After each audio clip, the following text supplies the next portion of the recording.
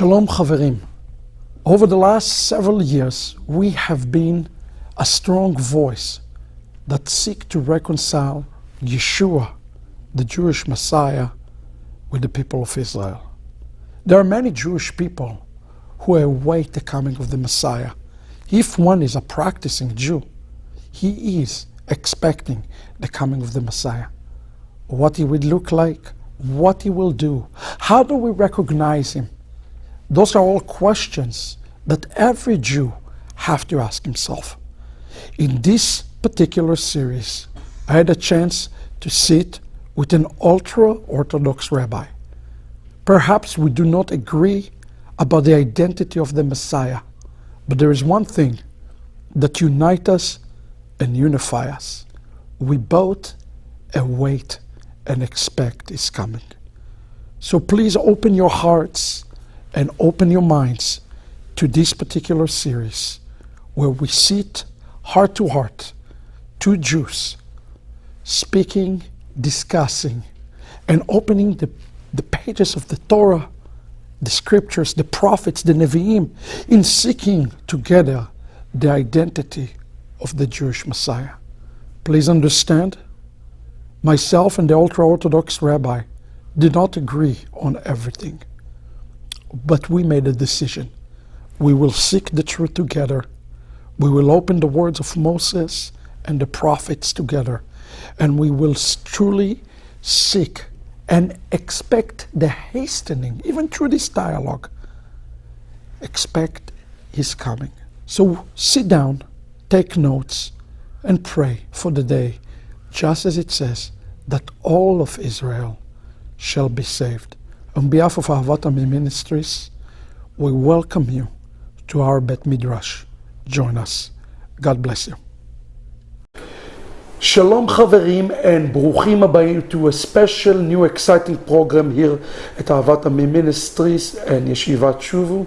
My name is Rabbi Yitzchak Shapira, and I'm coming to you live from Jerusalem with a very good friend who is a seeker and a lover of the God of Israel, and he has agreed to come to this program where we call it Likutei Sichot HaGeula, the collection of discussion about the Geula, the redemption. I am here with Rabbi Emmanuel Gentilcore. He's here from the greater Jerusalem area. He is a Haredi rabbi, and I have been knowing him for quite a while.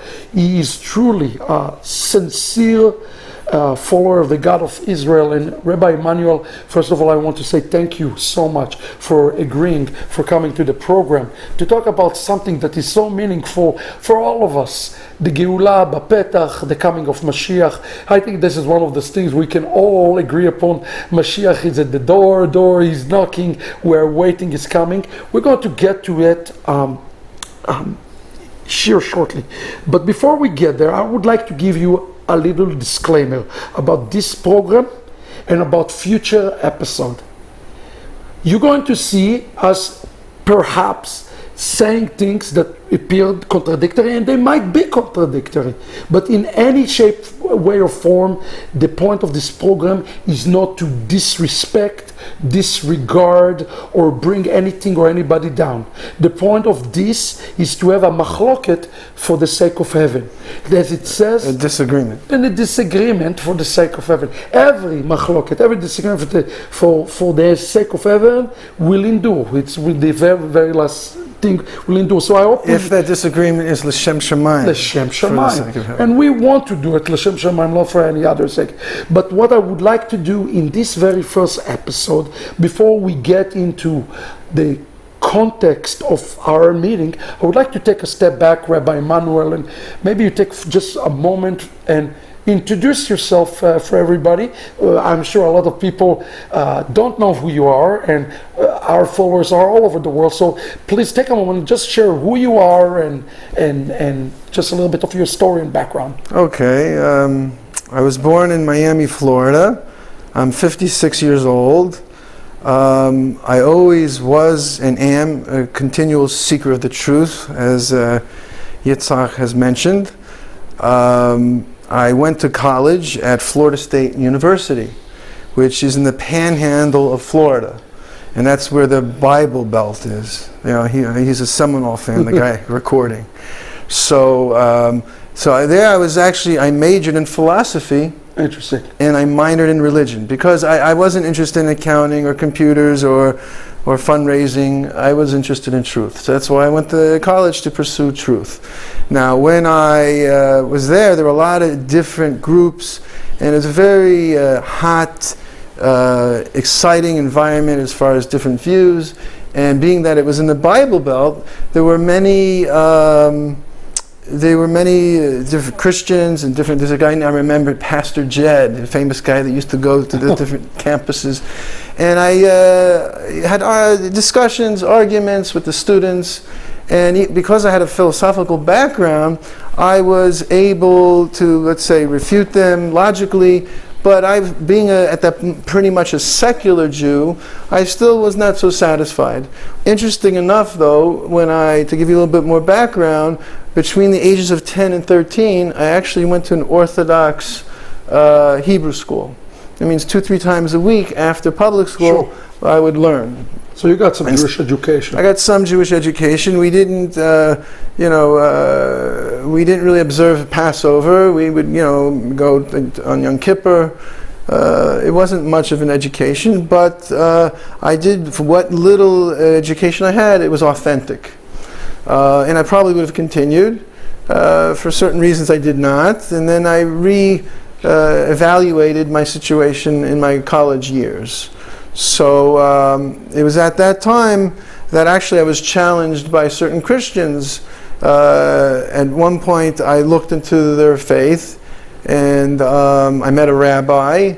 And most rabbis, unfortunately, maybe the situation is a bit better today, but they don't really have studied the arguments of Christians and Messianic Jews, unless if you had a very talented rabbi who knew the Tanakh, the Bible very well, and its Meforshim, and then the Jewish tradition, then he would be able to answer off the bat.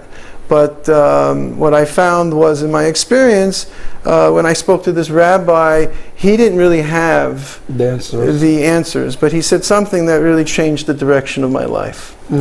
And what he said was, if you're contemplating, a different faith, you have to know one thing, that Jews throughout our history had a choice between Yadut, Judaism, and Christianity.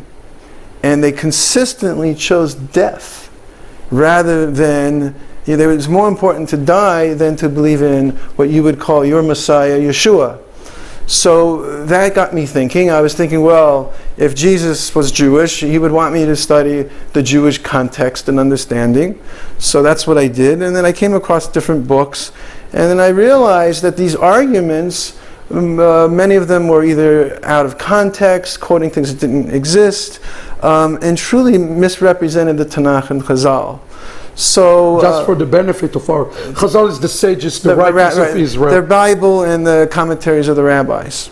Okay, so then I was challenged. Okay, so you don't accept Christianity, but you're a Jew. What about Judaism?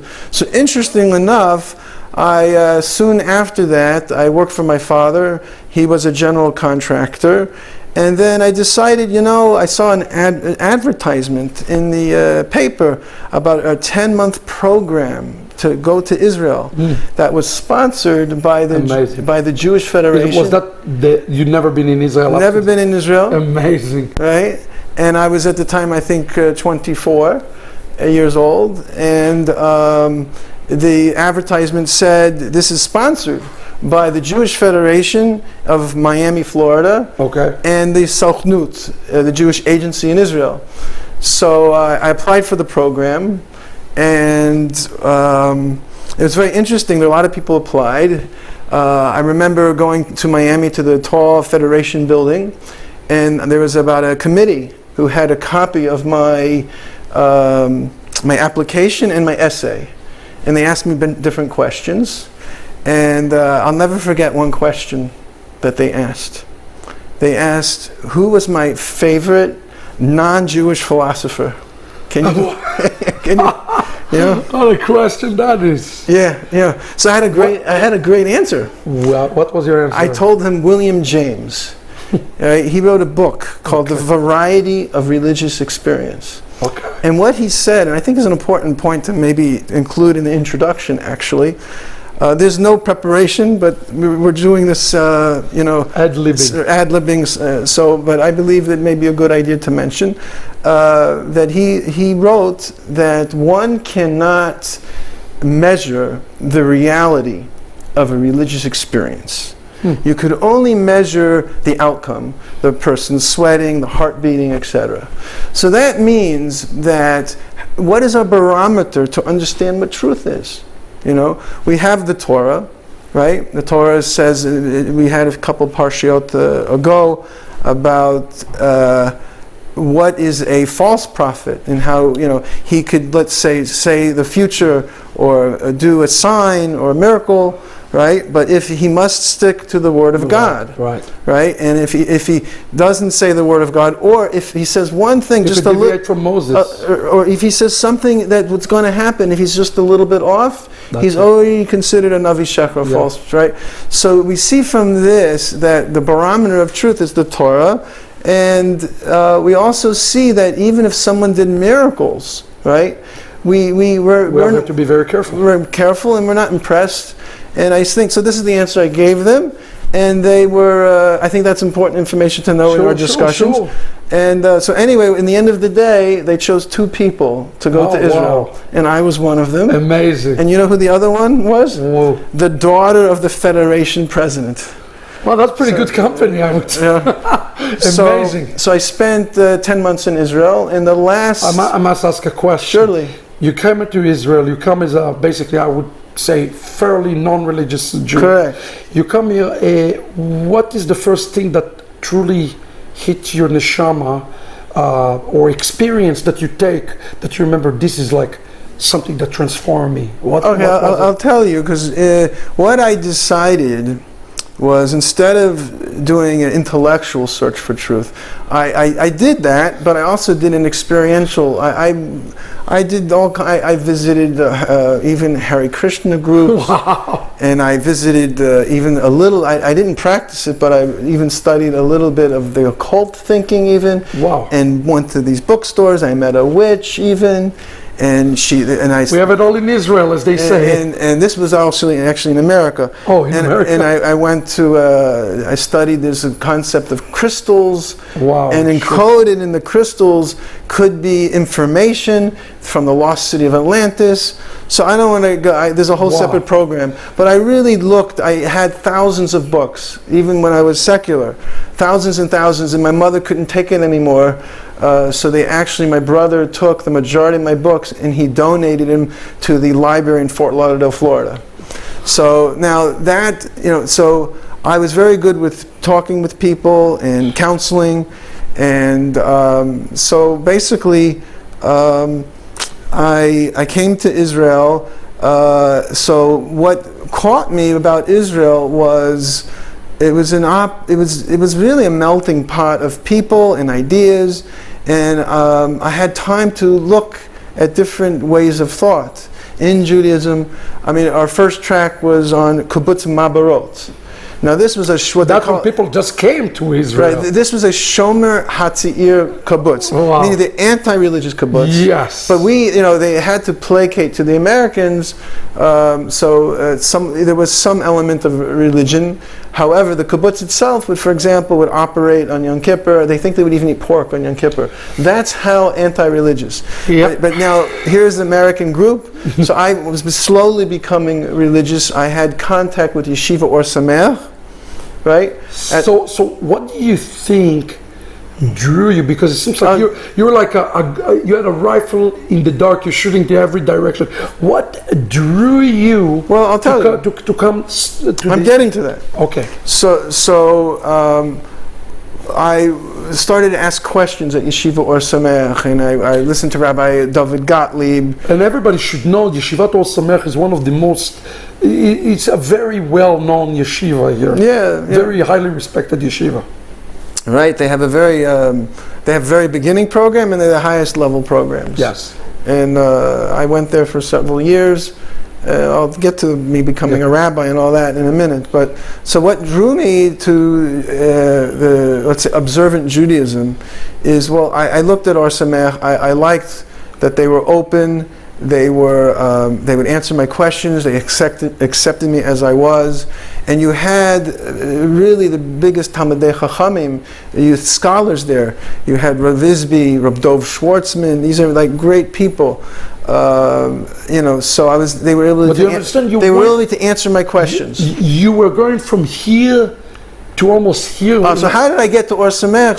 So basically, I did what they call kibbutz. Then I did what they call Project Renewal, Shukum Shchonot in Or Akiva up north. Wow. And then I did Moshav Tzofar. Oh, that was the first time I was able to keep kashrut for myself on the Moshav. Wow. And then the last part was basically an optional track, and that's when I went to Or Sameach. And it was actually at Or Sameach where they had I had connections, and the first part of the program, I have to say this because I think it really was life-changing. There was a program that this program was called Otzma. It may be still even running. It's been 26 real, like strength, power. So they had a program. The program was called Religious and Secular Tension in Israel, right? And they were going to have a rabbi from Chester Yeshiva, which is like Zionist, right? And it's army and yeshiva. And then they were going to have on the secular side Yosef Goel, who was writing for the Jerusalem Post, very secular. One of his children married an Arab. Okay? Wow.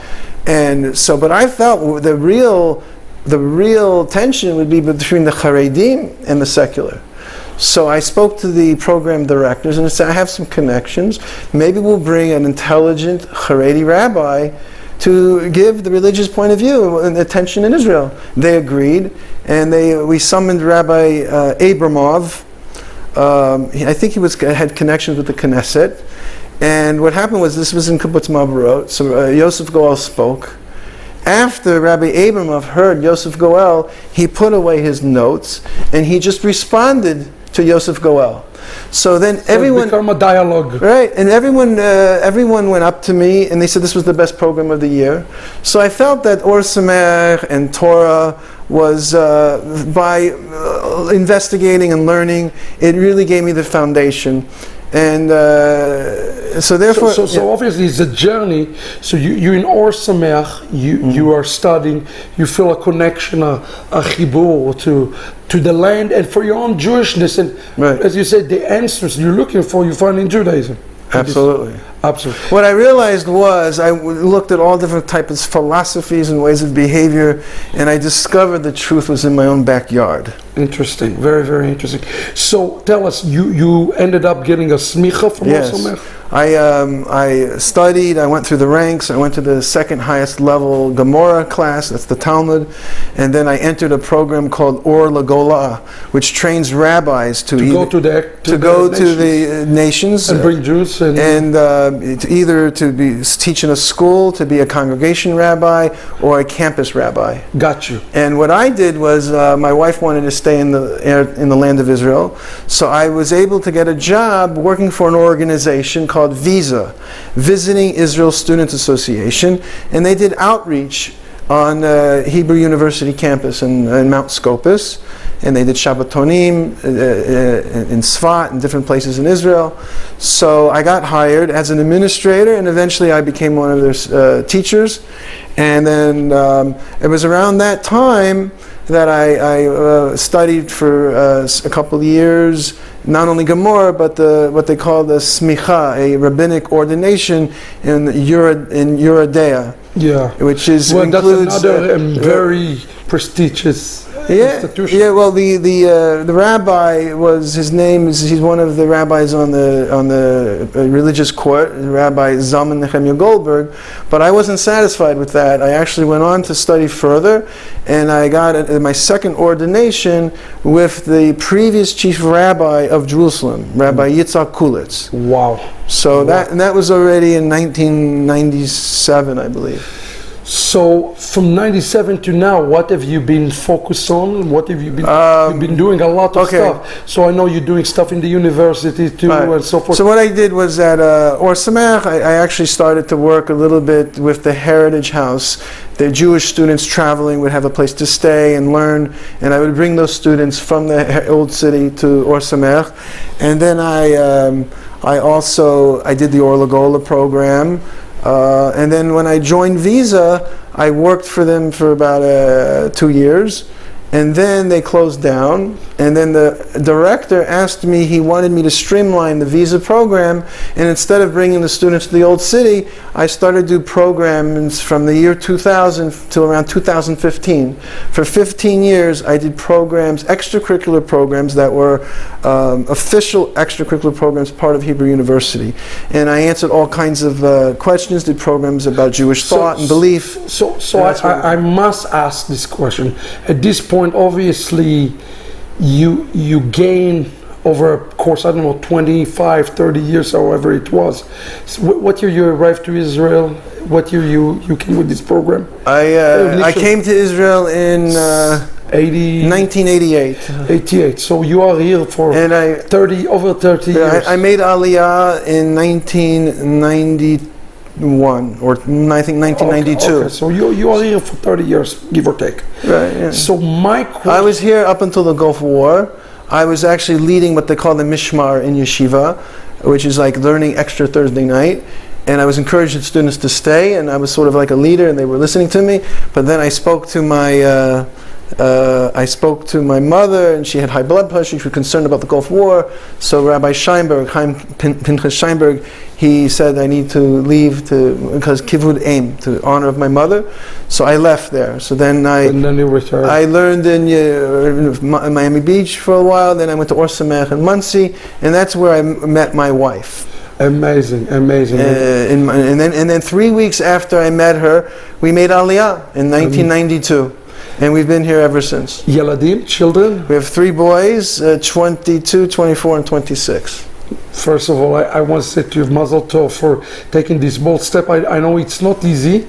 The Prophet says, so it's not always easy to be here. Do you find, I have a question for you, do you find that it's easier to be here, a religious Jew, in Israel or in the diaspora? Okay, so there's 2 separate points to this. One is, it's easier to be Jewish because everything is kosher. You're part of the,